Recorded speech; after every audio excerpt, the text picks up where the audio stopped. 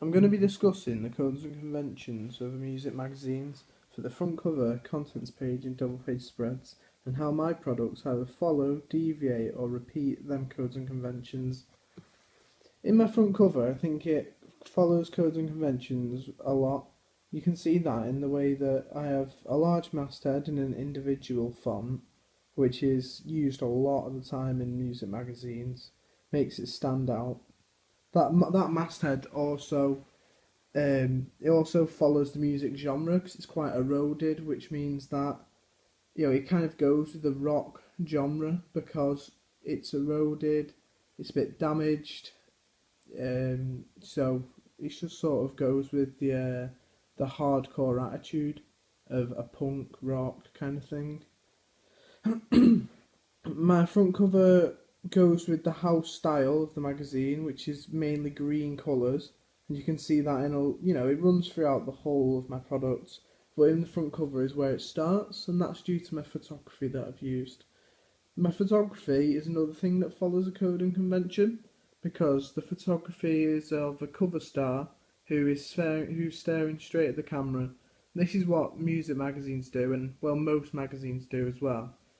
Um, I have a lot of little things that follow codes and conventions, like the barcode and websites. Think of the banners, the skyline, the cover lines.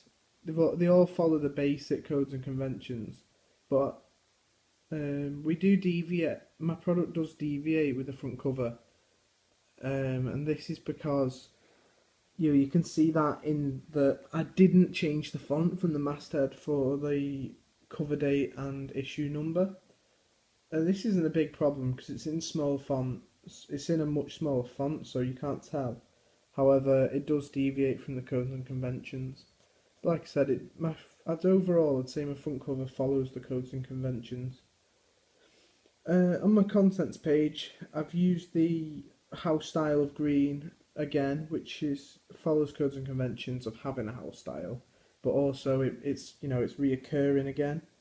I've done that by the start of each article name, it's in bright green, and then my image again has a lot of green on it, and this is due to the grass that's in the side of it, and still a bit of spray paint, so it's down to my photography again. Um, I do my contents page does deviate a little, and that's in the way that I've segmented it, because it has basically a big rectangle in the middle where it has the masthead and says this week to introduce what's going to be on it.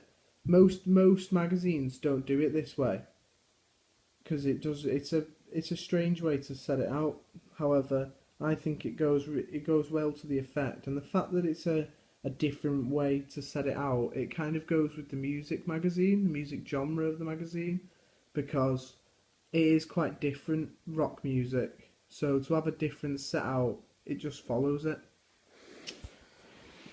It follows the codes and conventions of having contents written in large. This is to good effect. I used the font Birth of a Hero for this bit, and that was it's another quite eroded, damaged font. Goes well with the genre of music. My double page spread follows codes and conventions as well, as it's split into columns, which every double page spread is. It has a stand first. It has one paragraph that's bolder, and that's in green to stand out. That's a quote from the interview, and a lot of magazines use a quote like that in that way. It looks good in the columns. I started each column following the house style because I wanted it to be reoccurring throughout, and so I managed to get the green colours of the house style into it by starting all of the questions and colour them in green, so that really it makes it look good as well as following the house style, and it does separate who's the interviewer and who is the interviewees, the people that I'm interviewing. Click to view the band. Yeah,